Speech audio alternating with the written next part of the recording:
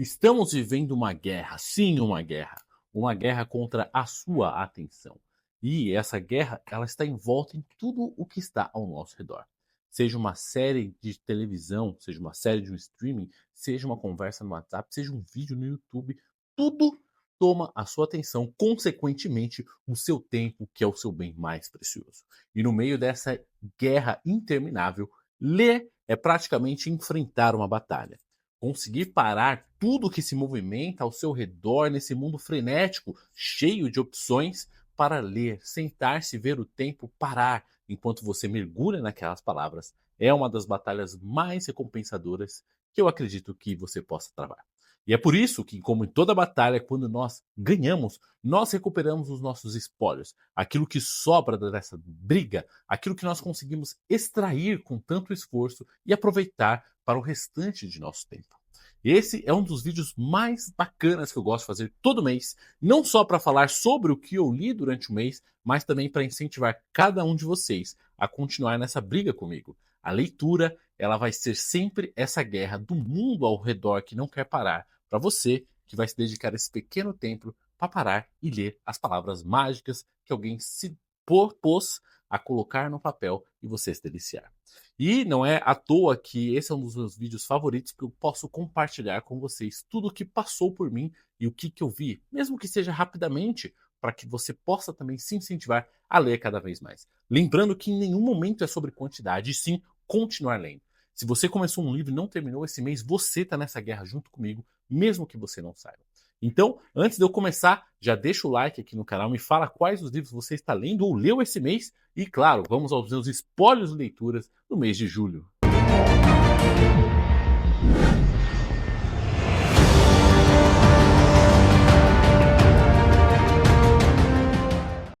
Eu comecei com um livro muito peculiar, para falar a verdade. Um livro que me chamou a atenção pela propaganda, porém não foi tão imersivo e interessante quanto eu achei que seria, mas acontece muito.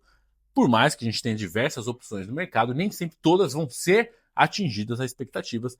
Porém, foi uma leitura interessantíssima, muito para saber como que era algumas coisas de época.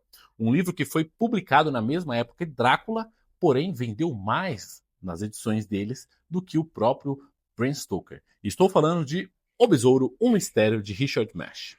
Caso você esteja se perguntando por que eu estou aqui no Kindle, deixa eu falar. Eu participei de uma leitura coletiva uns meses atrás, meu Kindle tinha travado e eu comecei a ler aqui pelo tablet. Agora ele voltou, então eu consegui ler mais por ele, mesmo que não tenha sido de uma forma que, assim, tão legal quanto o Kindle, que não cansa tanta vista, você consegue controlar o tamanho da letra e tudo mais. Mas agora eu consegui ler um pouco mais com leveza, por assim dizer, de volta com o meu Kindle, que está aqui paradinho, já destravado.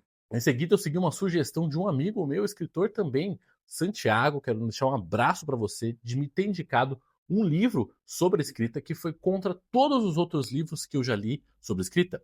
Não pelo fato do que ele ensina, mas sim como a forma que ele diz. A maioria dos livros que eu já venho lendo para eles falam um pouco mais do mesmo, porém com outras palavras. Mas quando eu li The Suspect Novelist, do Dave Morrell, eu achei sensacional porque ele mostra não só a história de vida dele, mas também um pouquinho do que ele usou para escrever nos demais livros que ele fez. E se você não sabe quem é David Morrell ou não conhece a obra de David Morrell, o livro seguinte, o último do mês, foi também do David Morrell, porém me surpreendeu demais. Rambo, First Blood. Sim, David Morrell escreveu o livro do Rambo e eu só consigo lembrar daquela cena do Choque de Cultura, onde pergunta assim, todo filme tem livro? Aí um deles pergunta assim, não, quer dizer que o Rambo tem livro? Eu falo, sim, Rambo tem livro. E aqui, eis o livro do Rambo. Muito mais imersivo, muito mais interessante, quase 300 páginas, contando a história do nosso querido Rambo de uma forma totalmente diferente.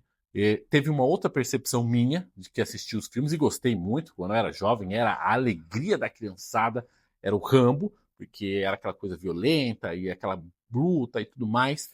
Porém, o livro ele é muito mais profundo, ele quebra um pouco o personagem que eu construí ao assistir os filmes, mas não deixa de ser tão bom quanto. E David Morrell se provou, sim, de tudo que ele fala aqui sobre escrita, na forma que deu até mais vontade de ler outros livros dele.